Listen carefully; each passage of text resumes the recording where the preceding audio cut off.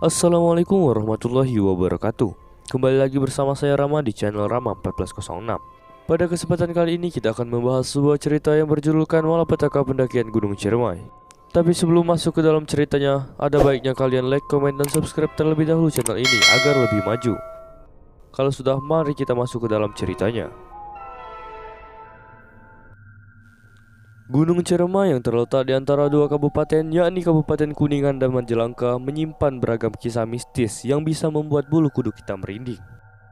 Gunung Ciremai yang mempunyai ketinggian 3078 meter di antara permukaan laut ataupun MDPL cukup populer di kalangan pendaki gunung. Salah satunya ialah Lukas Priyatno yang membagikan pengalaman pendakiannya di gunung tertinggi di Jawa Barat tersebut. Berawal dari iseng, pendakian ini justru membuatnya mengalami pengalaman yang tak terlupakan. Dilansir dari blog cerita horor pendakian gunung, Lukas Priyatno bersama keempat temannya mendaki Gunung Ciremai pada tahun 1996 silam. Ini berawal dari niat salah seorang temannya untuk mencoba tenda milik sang ayah. Keempat temannya tersebut adalah Muhammad Raya, Maulana Zaki, Ahmad Fajar, dan Hildan Rahmadani. Mereka berlima masih berstatus sebagai pelajar tingkat SMP kala itu. Pendakian dimulai dari pembicaraan antara Lukas, Fajar, dan Zaki yang ingin mengisi liburan Idul Fitri kala itu. Fajar lantas mengusulkan untuk mendaki Gunung Ciremai yang kebetulan cukup dekat dari rumahnya. Mereka berlima sebenarnya tidak memiliki pengalaman mendaki gunung sama sekali, sehingga hanya berniat untuk pergi ke puncak dan pulang setelahnya. Mereka lantas berkumpul di kediaman Fajar. Lukas dan Zaki datang bersamaan dan menunggu Raya dan Hildan yang berangkat dari Jakarta saat itu. Setelah semuanya berkumpul, mereka lantas berbincang-bincang di teras Raya menikmati singkong rebus dan kopi sore hari sebelum berangkatan. "Kamu berdua udah izin sama orang tua?" kata Lukas kepada Raya dan Hildan. Ternyata meskipun mereka meminta izin orang tuanya masing-masing, namun tidak mengatakan untuk pergi ke puncak Gunung Ciremai. Berbeda dengan Zaki yang sudah meminta izin untuk memuncak, namun tidak dikabulkan oleh orang tuanya. Ia tetap bersikukuh untuk berangkat ke puncak bersama kawan-kawannya tersebut. "Aku udah izin sama orang tua mau muncak, tapi aku gak dibolehin. Tapi aku tetap mau muncak ujar Zaki kepada teman-temannya. Senada dengan Fajar yang juga ternyata tidak mengantongi izin untuk pergi ke puncak Gunung Ciremai oleh orang tuanya ketika dikonfirmasi oleh Lukas.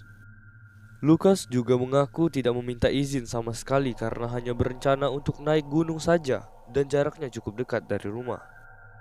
Dengan rasa penasaran akan puncak Ciremai yang sangat tinggi, keesokan harinya setelah sholat subuh mereka pun berangkat meski tanpa mengantongi izin dari orang tuanya masing-masing. Mereka pergi mendaki hanya dengan membawa perbekalan seadanya. Masing-masing membawa tas sekolah berisikan tenda, senter, snack, roti, rokok, kopi, dan termos air panas. Juga masing-masing membawa 1 liter air mineral untuk bekal minum. Pendakian dimulai dengan melalui jalur Linggarjati. Mereka tidak melewati pos penjagaan dan mulai memasuki hutan rimba. Berjalan melewati perkebunan warga dan terus berjalan semakin dalam. Pepohonan pinus menjulang dan semak belukar terlihat di sepanjang jalur pendakian mengelilingi hutan. Setelah lama berjalan, mereka menemui sebuah gubuk dan memutuskan untuk beristirahat di sana untuk melepas lelah. Saat Lukas membakar rokoknya, tiba-tiba ia melihat sosok pria tua berpakaian seperti petani dan memakai caping. Pria tua itu melihat ke arah Lukas dengan pandangan yang tidak ramah dan marah. Setelah itu pria itu mendekat ke arahnya. "Jangan macam-macam di gunung ini," kata pria tua tersebut. Mendengar hal tersebut, Lukas hanya bisa mengangguk takut dan diam 1000 bahasa. Namun anehnya keempat temannya terlihat biasa saja dan seperti tidak terjadi apa-apa saat itu. Tak lama kemudian laki-laki itu pergi berlalu begitu saja, menghilang di antara pepohonan hutan belantara. Mereka pun lalu melanjutkan perjalanan menuju puncak, menemui jalur yang sangat curam sehingga bisa mencium lututnya sendiri.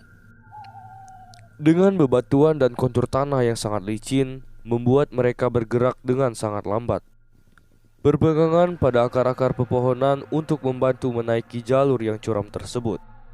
Dalam perjuangan yang tak kunjung selesai dalam mengarungi jalur, Lukas pun akhirnya meminta yang lain untuk beristirahat sejenak saat menemui jalur yang sedikit landai. Teman-teman, berhenti dulu ya. Aku capek banget nih.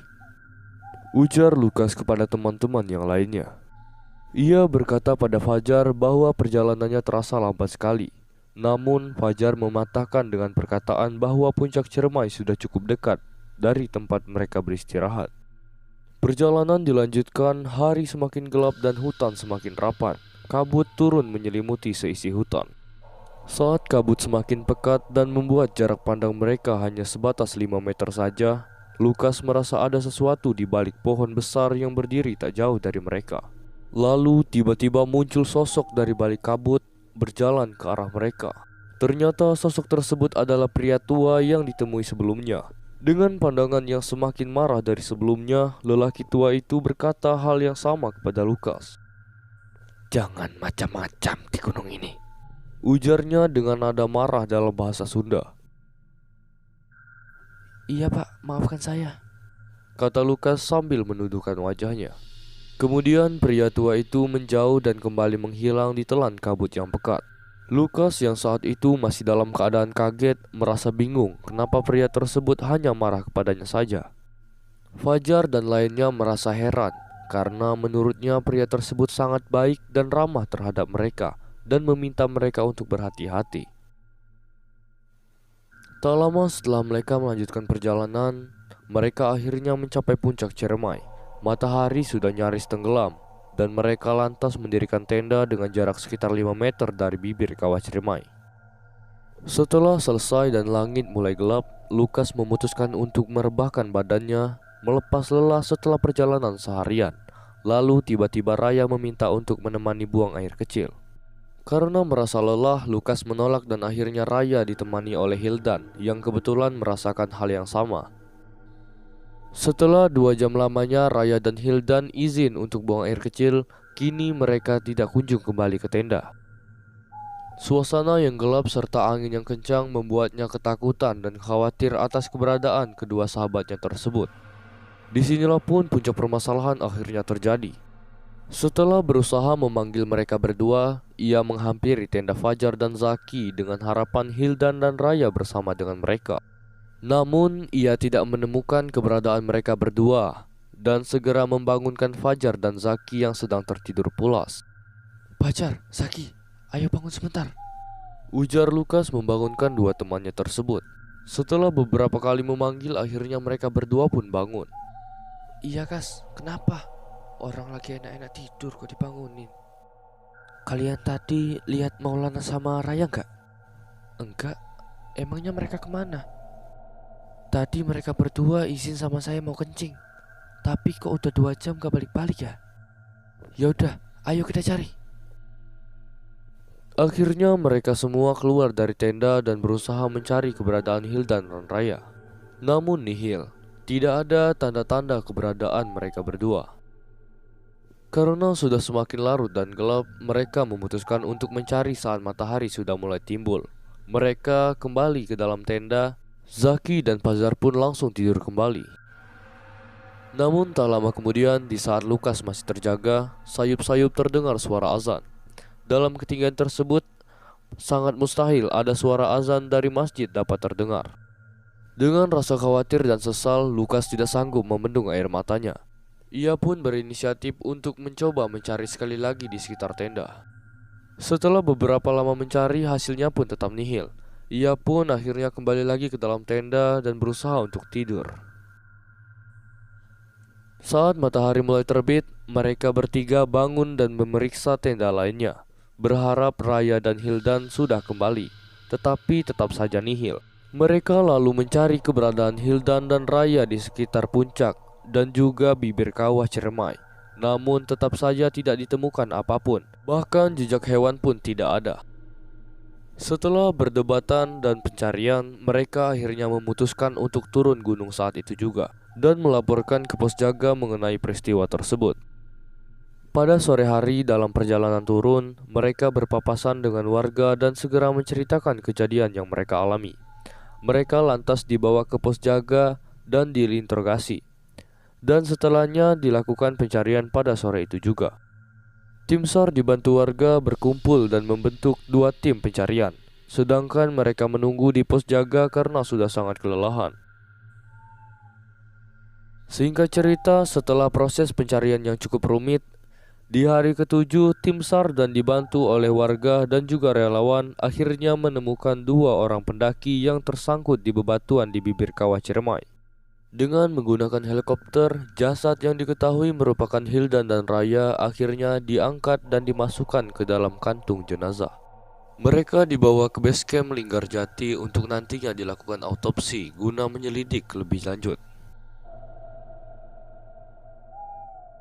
Namun sebelumnya mereka diperbolehkan untuk melihat jasad tersebut untuk memastikan apakah betul itu adalah jasad Hildan dan Raya. Tangis mereka pun pecah saat melihat jasad yang sudah berbujur kaku dengan keadaan yang sangat mengenaskan itu. Hasil autopsi mengungkapkan Raya tergelincir dan Hildan berusaha untuk membantunya. Namun naas, mereka berdua justru terperosok ke dalam kawah. Raya yang berada di paling bawah meninggal saat itu juga karena benturan pada bebatuan yang ada di dinding kawah, serta akibat menghirup gas yang keluar dari kawah. Sedangkan Hildan sempat bertahan 1 hari, namun dengan keadaan tangannya yang patah dan menghirup gas dari kawah, akhirnya Hildan pun wafat pada hari kedua. Sekian cerita yang dialami oleh Lukas dan keempat temannya. Pelajaran dari kisah ini adalah janganlah kalian menyepelekan izin orang tua, dikarenakan di balik itu semua terdapat malapetaka yang menunggu Anda.